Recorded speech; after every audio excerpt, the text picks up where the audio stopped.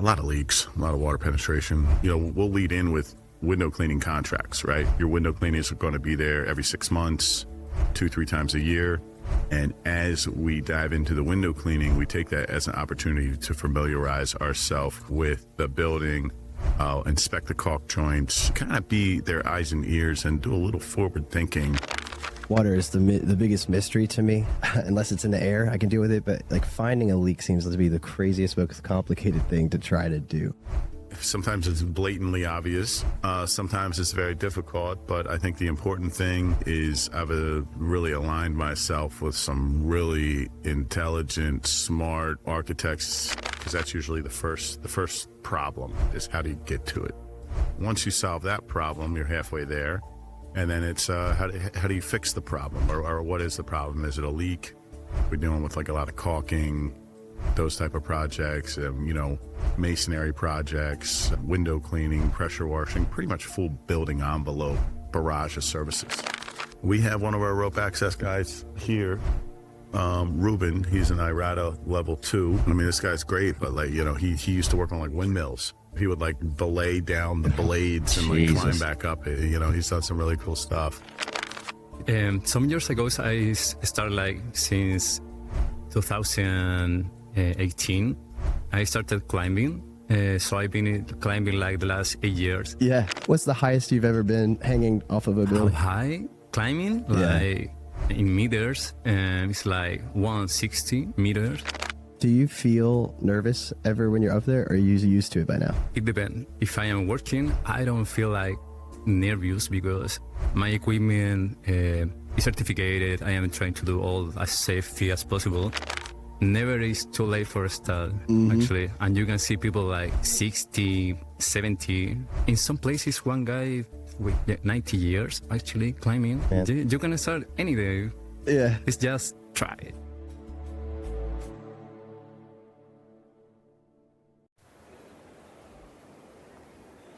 A little bit of a tall guy. Yeah, mine is the opposite problem. I need, there we go. There we go. There we go. There we go. Cooking with gas. Oh, that's you guys. Cool. You're like, why? They're all clapping for us. Yeah, I was like, damn, do I hear that up from over there? All right, we're at the Blueprint Tour here, chilling at IIBEC, building smarter with AI, and we're with Josh Thompson, the legendary Josh Thompson sponsor. And we're going to talk about some building envelope stuff a little bit more. Just a little more background on us. I'm a mechanical engineer, so I'm actually dorkily fascinated to be here because in the mechanical engineering world, we're often blamed for everything that happens in terms of thermal comfort in a building, even though we don't have control over most of what might be happening, including the building envelope side. So, well, you got to blame somebody. Yeah, those damn engineers. I always tell people, those damn engineers. So tell us about yourself. What are you into? What do you got? My name's Josh Thompson. I'm the founder of Thompson Exterior Services. We've established 2010, so we're 15 years in the New York marketplace and about 4 or 5 years creeping up down in the Miami area. Oh shit! 2 cool cities to chill in, New York and Miami. Yeah, it's good. It's good. My background's primarily in the access space.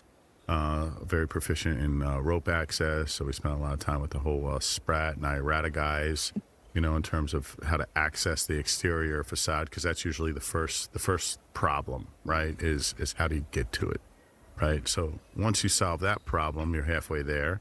And then it's how do you fix the problem, or what is the problem? Is it a leak?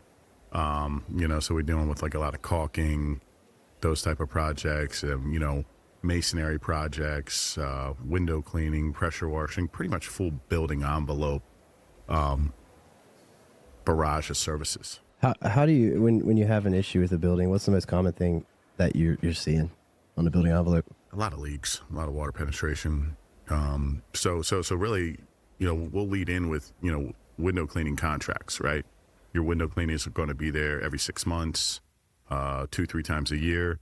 And as we dive into the window cleaning, we take that as an opportunity to familiarize ourselves with the building, inspect the caulk joints, kind of be their eyes and ears and do a little forward thinking in terms of, hey, listen, we're cleaning the windows this time around, but I mean, your caulk is, you get all alligator skin and, all that. Like, you should start thinking about replacing this. You may not have an issue right now, but it's visually deteriorating, and you may want to start putting some money aside in the future to fix this. Water is the biggest mystery to me. Unless it's in the air, I can deal with it. But like finding a leak seems to be the craziest, most complicated thing to try to do. Is it easy? How long does it take you to establish? Well, I mean, sometimes it's blatantly obvious. Yeah. Yeah.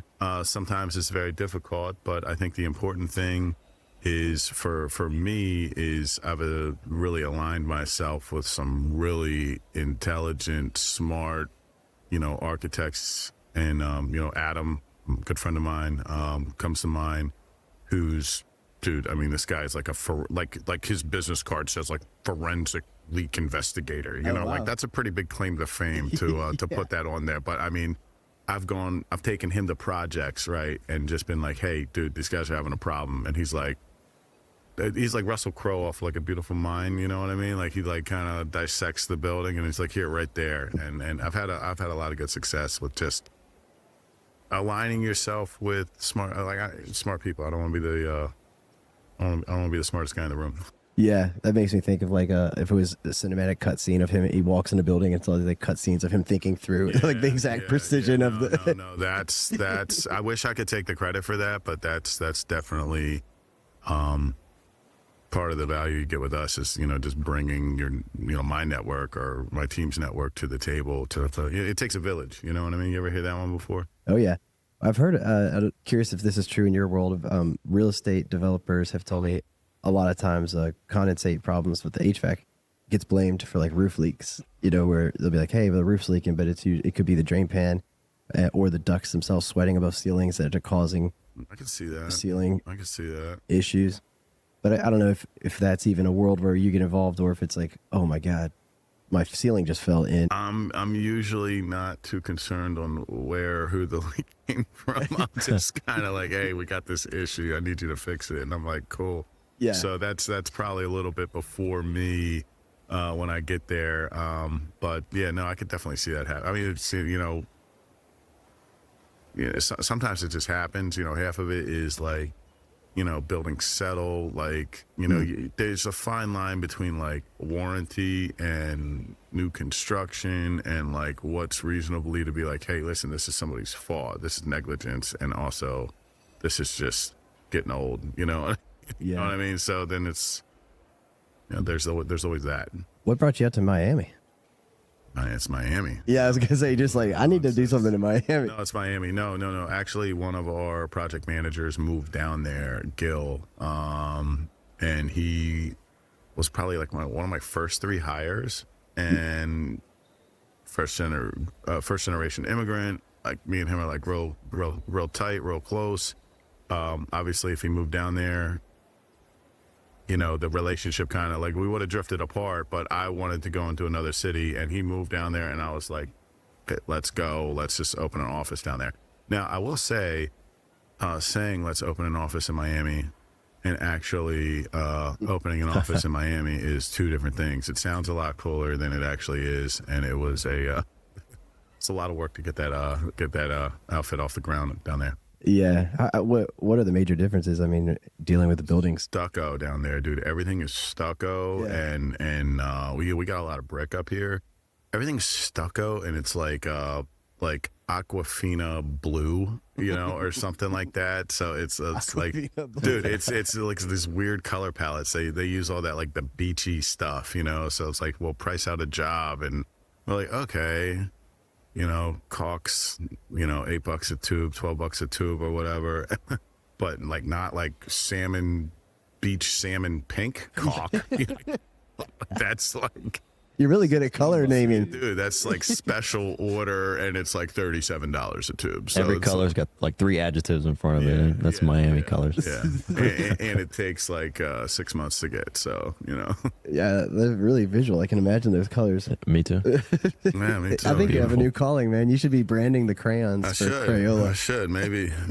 Shout out Crayola if they want to. You talk about access. I've never really thought about that problem. You mean like getting physically a crane in place or something? Like, I mean, a crane in place, you know, can you do rope access? Are you going to do rope access where you're essentially rappelling down, right? So essentially when you're rappelling, right? Set this here. Okay, so if you're rappelling down a building, right, you're essentially coming down in place. You're sitting on a chair. You got hooks on each side, right? So that kind of like limits you. So like you can do things like window cleaning there. You can do things like caulking. You can do like light maintenance things, you know. But sometimes somebody just asked me if we could do replace like a window lintel, like a concrete lintel sill. You know, you're not doing that off a chair. You know what I mean? So. It's rope access is very niche. It's the right thing for the right job, but like in this case, you know, a suspended scaffold or a swing stage is a little bit more of what you want to do. How do you find people that just be like, yeah, I will rope down a building and fix it? They find us. I mean, one of the big things that we do is build a good company culture, right? We have one of our rope access guys here. Rubén, he's an IRATA level 2, and I mean, this guy's great, but like, you know, he used to work on like windmills, you know what I mean? So he would like belay down the blades and like climb back up. You know, he's done some really cool stuff. And then he brought his brother on, you know what I mean? So it's like, you know, I'd say creating a good culture for your people, and then the right people will find you. Yeah. So you don't have to go looking for them. Yeah, I don't know, man. I'm curious. I'd love to talk to him just to ask that question. Hey, have you? He's around. I'll see if I can. What got you into deciding I'm going to do this? IRATA level 2. Is that's the name for like the certification? IRATA. So IRATA is the highest level of IRATA and SPRAT is the highest level of rope access. So basically, if you go in, you guys could go in like right now and become an IRATA level 1, right? You go there, it's pretty basic, you go through a class. For you to go from IRATA level 1 to IRATA level 2, you have to log 1,000 hours underneath an IRATA level 2, right? So that's where most people are going to get hung up, you know? And we got our guy Mike Decker down in Florida, who's also on IRATA level 3, so. Oh yeah, we're going to get IRATA level 2. Yeah. That is wild. So then crane operators too. Like, is that a difficult thing to find somebody? I don't really deal a whole lot with crane operators. I know a few crane operators. Those guys are different breeds, man. Let me tell you, they're a little crazy. I would have thought that the guys belaying down the building might be crazy. No, completely normal. Crane operators. Man, it blows my mind how anything gets done in a city like this, so densely populated, and the buildings are so close to each other. Very carefully. Yeah. Every time I even saw for the first time like a detour of human traffic. You know, like while you're walking down the street. Come in. Yeah. This is my buddy Rubén. Hey, what's up, man? I heard you're IRATA level 2. You want him to tell you a little bit about IRATA? Yeah. Can he? Well, all right. Heck yeah, we're gonna talk to somebody who climbs the buildings of New York City. So this will be good. English, Spanish. Do I speak Spanish? Yeah. I come from Chile. I have a 500-day streak on Duolingo. Welcome. So you're from Chile. I wish he does do Duolingo. Yeah. For real, you use Duolingo? Bro, I've been using Duolingo for study English. Is it helpful? It worked, but I have a better way for me. I mean, Yeah. I use the music for that. So do you, I'm curious, what got you into climbing buildings? What do you mean? Can you repeat that? Yeah, when you started Rope access. rope access, what got you, what made you decide I want to climb buildings? And some years ago, I started like since 2018. I started climbing. So I've been climbing like the last 8 years. yeah. I studied before engineering, mechanic, and industrial maintenance. And in some moment, climbing with some guys, they say me like, yo, I am working in wind farms, doing maintenance or rope access. Yeah. So they say me like, you have the degree, maybe you can get those certifications. So Do you like rock climbing? yeah, all together. Okay. I spent the first 3 months in Brazil this year, just climbing and get certification. Really? Yeah, that was my mission. That's awesome, dude. I went to there for get my IRATA level 2, I for being climbing. Yeah. I learned a little bit Portuguese. Oh, really? Okay, so Italian, Portuguese, English, and Spanish? My English is better. My Portuguese is so basic. Oh, really? My Italian is like, Mamma mia. It's just that. That's all you needed, though. Yeah, I don't even know too much. That's amazing, man. So how high, what's the highest you've ever been hanging off of a How building? high? Climbing? Yeah. Like, in meters, it's like 160 meters. It's like climb the Empire State, maybe. Do you feel nervous ever when you're up there, or are you used to it by now? It depends. If I am working, I don't feel like nervous because my equipment is certificated. I am trying to do all as safety as possible.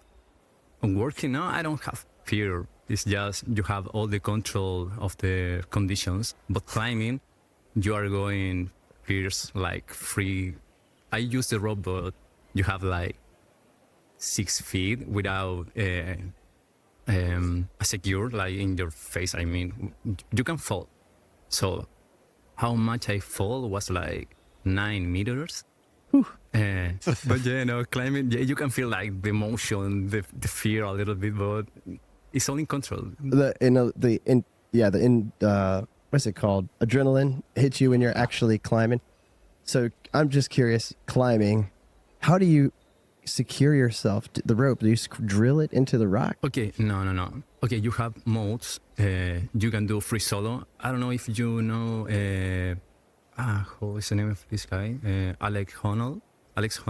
Okay. Okay, he was climbing like the big nose in California without ropes. And that was like 1,000 meters.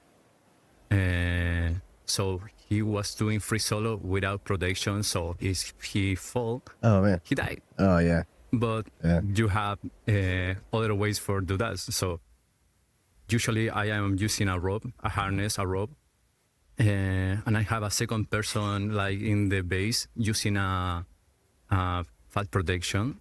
Yeah, so I can go climbing and I will find one anchor like in the first 2 meters, and after that, like after 4 feet or 6. Mm-hmm. So you have like a free space in the middle. And when you are climbing, you use kick draws. So you put the kick draw in the anchors, and in the other side, you put the ropes. So you will go in secure step by step. Yeah, little bit by little bit, finding a place to anchor, I guess. You can do other thing is just climb in the rocks, but you are putting like the anchors. It's like a tool, but this how much secure is, it depends on you and your skills, because you are trying to find some crack for put a little stopper or something like that. Whew, you have to have a lot of trust in that it's little really anchor. Funny. It's really funny. And you can a lot fall, of grip strength too, I bet, is a... Yeah, how's your grip strength? I have enough strength for being secure, I think. It depends. It depends of the difficulty, actually. It's probably pretty good. It should be fine. It depends because you have a lot of grit. So if you are starting climbing, you can go like in positive boulders or climbing. So it's less difficult. And or in another place you are climbing like in vertical or... yeah, so it depends of your abilities and skills. So what would you tell somebody who wants to start climbing the New York City skyscrapers? And I wish I can climb here, like in the buildings, because you have a lot of beautiful places here. Yeah. Yeah, he's looking right at the building. Yeah, and that is possible. And you have some climbers, and they are like some famous climber, and they are like climbing some buildings illegal. Mm-hmm. In the illegal way, like it's the same view for them. It's like, oh, you can see that I can climb that. Yeah. So some people try to climb buildings as free as that, like free solo. I wish you guys watch. You could see it, because you in your head are picturing yourself climbing that right now. Yeah. Resist the temptation. I've You seen can see videos of it's people. like the dream in your eyes, like driving. And you can feel like your fingers sweating. Actually, I've been looking at My hands are sweating right now just thinking about it. when you have like idea, it's like, oh, you can feel it like the moment you're not doing, but it's funny. It's really funny. I think anybody have to climb in some moment. I've been looking like kids, like 5 years old, and they climb. In my country, we have a little guy. He have like 11 years old, and he's climbing like better than the best in some countries. Wow. And it's because they start like really child and doing that. I've been trying to do this since in my 25, 27. So it's late for a start, but never is too late for a start, actually. And you can see people like 60, 70. In some places, one guy with 18, 90 years actually climbing. So Wow. in any age is good. That's amazing, man. You can start any day. Yeah. It's just try it. And then if you do, then you can maybe hang on the side of the buildings out here in New York. Yeah, after the event, you're going to see me and Kenny trying to climb that building over there. My coworkers, he told me like, you can do a drop from the Empire State using a rope, so you can descend the building by yourself. And it's funny. He told me like you can do that like the first week in the summer. Yeah. So yeah, I will be waiting for that moment for the next year. You're gonna have to let me know. I Yeah, want to that's watch cool. it. I will say you.